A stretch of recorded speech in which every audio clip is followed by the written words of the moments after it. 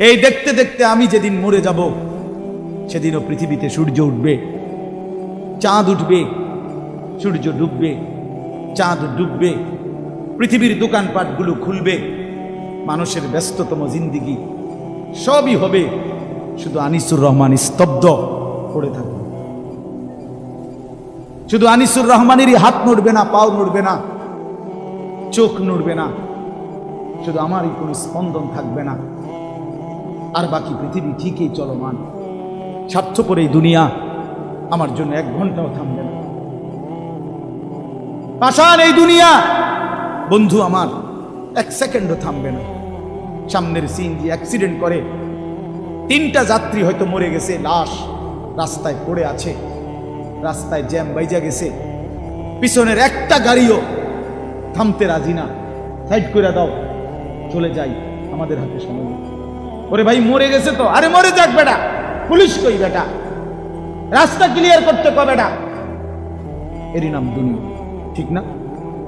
এরই নাম দুনিয়া ভাই। স্বার্থপর স্বার্থপর স্বার্থপর স্বার্থপর। আপনারা যেদিন দুপুরবেলা আসরের নামাজের পরে আপনার ছেলে মেয়ে বউ বাচ্চা সারাদিন কাঁদছে, ওরা আসরের পরে আপনার জানাজা পড়ছে, দাফন করছে, এই মানুষগুলো যেগুলো কাঁদছে, এই দেখবেন রাত 9টা বাজে, ওই দিন ওরাও ভাত খাইতে আসে। কি পাশের ঘর থেকে ভাত এনে দিছে, ফার্মের মুরগা, তেলাপিয়া মাছ, মসুরির ডাল, সাদা ভাত, সবাই বসাইয়া খাওয়াইতেছে। সবাই আরো যাইতে করতেছে, আরো 2 গা ভাত লও, আরো 2 টুকরা গোস্ত লও, যেই কান্দাটা কাঁদছো তুমি, এত কান্দে তো শরীর দুর্বল হয়ে যাবে, এবারটা মরছে, মরিয়া গেছে। এরই নাম দুনিয়া। আমি তো কত সময় বলছি, কোন ব্যক্তি, যে ব্যক্তি ঘর সাজাইছে, ফার্নিচার সাজাইছে, পুরা ঘরে আসবাবপত্র দিয়া সাজাইয়া গেছে, খাট, পালং, সোফা, ফার্নিচার, ফ্রিজ, এসি, আলমারি, চায়ের কাপ, লবণের বাটি, কাচের প্লেট, আল্লাহর কসম ভাই 20 বছর পরে যদি কবর থেকে উঠা আইসা এই লোকটা নিজের ঘরে আইসা দেখে, দেখবে তার সাজানো ফার্নিচার কিচ্ছু নাই, কিচ্ছু নাই। যদি জিজ্ঞাসা করে ছেলে নাতিকে, এই বাপ আমার বানানো সেই মালগুলো, সামানাগুলো, ফার্নিচারগুলো কই, ছেলে বা নাতি বলবে দাদা অথবা বাবা এগুলো পুরান হয়ে গেছে, এই মডেল আর এখন চলে না, এই জন্য এগুলো ফেলে দিছি 5-7 বছর আগে, আমনে আইবেন জানলে তো রাখিয়ে দিলাম। কি মিথ্যা বললাম? এর নাম দুনিয়া। আমার দাদা মারা যাওয়ার 12 বছর পরে আমার জ্যাঠারে জিজ্ঞেস করছিলাম, ও আমার জ্যাঠারে চিনি, অল্প কিছুদিন আগে জ্যাঠা মারা গেছে। আমার জ্যাঠারে জিজ্ঞাসছিলাম, জ্যাঠা 12 বছর পরে আমার দাদার স্মৃতিস্বরূপ আপনার কাছে আমার দাদার ঘরের কিছু আসেনি, নুনের বাড়ি, কাচের প্লেট।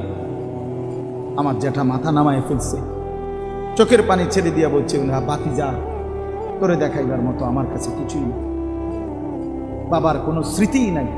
এর নাম দুনিয়া। ওমাল হায়াতুদ দুনিয়া ইল্লা মাতাউল গুরুর। আল্লাহ বলে, বান্দা দুনিয়ার জীবন শুধুই ধোঁকা, শুধুই ধোঁকা। ফামা মাতাউল হায়াতিদ দুনিয়া ফিল আখিরাতি ইল্লা কালিল। আল্লাহ বলে, আখিরাতের তুলনায় দুনিয়ার জীবন একদমই সামান্য। ওমা হাদিহিল হায়াতুদ দুনিয়া ইল্লা লাহউ ওয়া লাইব। আল্লাহ বলে, দুনিয়ার জীবন আর কিছুই নয় বান্দা, শুধুই তামাশা, খেলাধুলা, খেলাধুলা। ওয়ালামু আন্নামাল হায়াতুদ দুনিয়া লাইবুন ওয়া লাহবুন ওয়া জিনা ওয়া তাফাখুরুম বাইনাকুম ওয়া তাকাসুরুম ফিল আমওয়ালি ওয়াল আওলাদ। আল্লাহ বলে, দুনিয়ার জীবন শুনো, খেলাধুলা, তামাশা, কিছুক্ষণের সাজগোজ, এই Fair and Lovely, face wash, powder, snow, কিছুক্ষণের গর্ব, অহংকার, বড়াই, কিছুক্ষণ সম্পদ আর সন্তানের হিসাব। আল্লাহ বলেন, এই করতে করতে ফুরায় গেল হায়াত। তো মনে রেখো, ওয়াফিল আখিরাতে আযাবুন শাদীদ। আখিরাতে অপেক্ষা করছে অত্যন্ত ভয়ানক আযাব, আযাব। এই জন্য আল্লাহ তাআলা বলেন, আলহাকুমুত তাকাসুর, বাড়ানোর নেশা দুনিয়া তোমাদেরকে আখিরাত ভুলাইয়া দিল। ছেলেরা তোমরা ভুলে গেলা নামাজ, একটা মোবাইল পাই, কয় টাকা মোবাইল বাপ, একটা ছেলে বলো বা 18,000 টাকার কাছে হেরে গেলা, একটা মোবাইল 20,000 টাকা, মাত্র 20,000 টাকার কাছে একজন মুসলমানের সন্তান, তোমার ঈমান, তোমার ইসলাম, তোমার আখিরাত সব সব ফেলে দিলা, 20,000 টাকার কাছে হেরে গেলা। মোমেন তো গোটা পৃথিবীর বিনিময়ে হাঁটতে জানে না। কথা তো ছিল এই, উচিত তো ছিল এই যে গোটা পৃথিবীর মোকাবেলায় ইমানদারের ঈমান এক চুলো নড়বে না। এই না বলেন না? কোরআন শরীফে আছে, মাত্র 1 মিনিট আগে ইমানদার হইছে ওই যে মুসা নবীর আমলের জাদুকররা যখন জাদুর খেলা দেখাইল, তখন মুসা আলাইহিস সালামের হাতের লাঠির যে সাপ, এটা তাদের সবগুলো রশিদ সাপ কি করে ফেলছে, গিলা ফেলছে না? এটা জানেননি আপনারা? তো পরে কি হয়েছে? জাদুকররা কি করছে বলেন না? 70,000 জাদুকর তৎক্ষণাৎ সেজদা দিয়া কালেমা পড়ে মুসলমান হয়ে গেছে। আমান্না বিরব্বিল আলামিন, রব্বুল আলামিনের উপরে ঈমান আনছে। এই মাত্র মুসলমান ঈমানদার হইছে, এই মাত্র।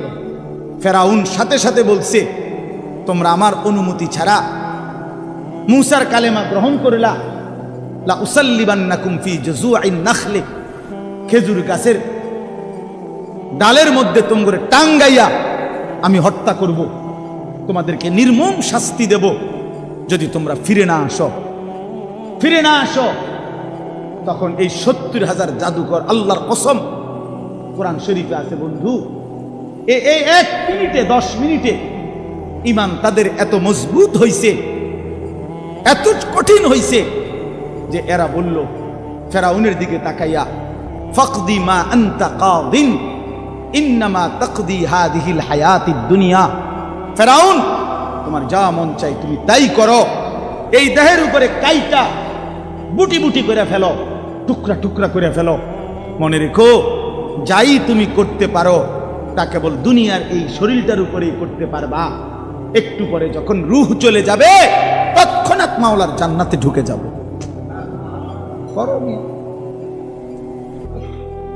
এই ঈমান এত বড় সম্পদ, এত বড় নিয়ামত, এত বড় নিয়ামত, এত বড় নিয়ামত। ফেরাউন হযরতে আসিয়াকে, তার স্ত্রীকে শেষ পর্যন্ত শাস্তি দিতে দিতে, কোরআন শরীফ আছে ওয়া ফিরআউনা যিল আওতাদ, ফেরাউন পেরেক মারছে, পেরেক আপনারা কি কোন তার কাটা কয় যে পেরেক, এই পুরা শরীরের মধ্যে আসিয়ার পেরেক মারছে, পেরেক মাইরা কাঠের মধ্যে আটকাইয়া ফেলছে, আটকাইয়া বলছে রক্ত ঝরছে অঝরে। ফেরাউন বলছে, আসিয়া, এই শেষবারের মতো বলছি, ঈমান ছেড়ে দে, মুসার কালেমা ছেড়ে দে। আল্লাহর কসম, তাফসীরের মধ্যে আছে, হযরতে আসিয়া বলছে, ফেরাউন, রাজপ্রাসাদ ছেড়ে দেওয়া যায়, রানীর মর্যাদা ছেড়ে দেওয়া যায়, তোমার মতো বেটার স্ত্রী হওয়া ছেড়ে দেওয়া যায়, গোটা পৃথিবীর সব সম্মান মর্যাদা ছেড়ে দেওয়া যায়, কলিজার ভিতরে যে ঈমান বসছে সেই ঈমান ছেড়ে দেওয়া যায় না। তুমি জানো না ঈমান কি বড় সম্পদ, আখিরাত কি বড় সম্পদ। শেষ পর্যন্ত ফেরাউন বলছে আসিয়াকে এই জীবিত এই অবস্থায় রাইখা, তাফসীরের মধ্যে আছে, ফেরাউন তার সৈন্যদেরকে বলছে তাকে চামড়া এই জীবিত রাইখা ছিঁড়ে ফেলো,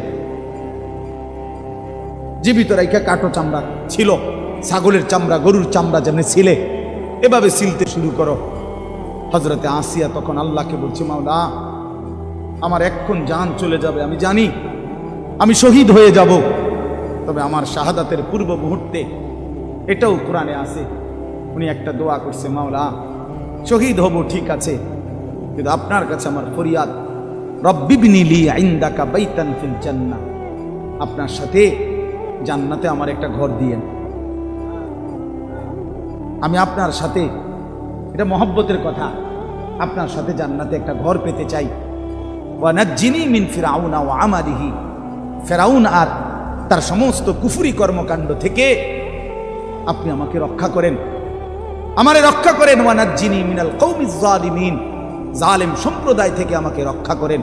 আমি জীবন দিয়ে দিতে চাই, কিন্তু আপনার পাশে জান্নাতে একটা ঘর চাই। আল্লাহ তাআলা বলছে, জিব্রাইল যাও আমার আসিয়ার সামনে তার জান্নাতের ঘরটা ধরো। জান্নাতের ঘরটা দেখতে দেখতে আমার আসিয়া জীবন দিয়ে শহীদ হয়ে আমার কাছে চলে আসুক। এই জন্য বাপ, আখিরাত না ছাড়া, আল্লাহকে না ভুলা, আল্লাহকে না ভুলা, আল্লাহকে না ভুলা, আখিরাত হারাইলে সব হারাইলাম, আল্লাহকে হারাইলে সব হারাইলাম। ও দুনিয়া এগুলো কিচ্ছু না দোস্ত, ওইসব চাকরি ফাকরি কিচ্ছু না, ওই সরকারি চাকরি বেসরকারি চাকরি তো কিচ্ছুই না, কিচ্ছুই না। রিজিক আসমানওয়ালা দেয়। কে দেয় বলেন না? হ্যাঁ, এমপিওভুক্ত চাকরি এটা কোনো বিষয় না, রিজিক আসমানে। কোরআন শরীফের আয়াত তোমারে দেখাই, ওয়াফিস সামাই রিজকুকুম ওয়া মা তুআদুন, ওয়াফিস সামাই ওয়াফিস সামাই ওয়াফিস সামাই রিজকুকুম। কি বলো এমদা? শোনো, কোরআনে আল্লাহ বলছে, আল্লাহ বলছে আসমানে তোমাদের রিজিক, আসমানে তোমাদের রিজিক, আসমানে তোমাদের রিজিক। এমপিওভুক্তি চাকরির মধ্যে না। আনিসুর রহমান 9 বছর এমপিওভুক্তি চাকরি ছেড়ে দিছে। রব্বে কাবার কসম, এক লোকমা ভাতের অভাবে মরে নাই। মোতালেবও মরবে না ইনশাআল্লাহ, মোতালেব হোসেন সালিহিও মরবে না, মরবে না, মরবে না বললাম। ইজ্জতের রিজিক আল্লাহ তাআলা দেবে। তাকওয়ার মধ্যে রিজিক, হকের মধ্যে রিজিক, আল্লাহর গোলামির মধ্যেই রিজিক আছে, কোনো সমস্যা নেই। আসমানওয়ালা রাজি তো সব রাজি। जो तू मेरा तो सब मेरा, फलक मेरा जमी मेरी। যখন আল্লাহ আমার, সব আমার, আসমানও আমার, জমিনও আমার। अगर एक तो नहीं मेरा तो कोई शै नहीं मेरी।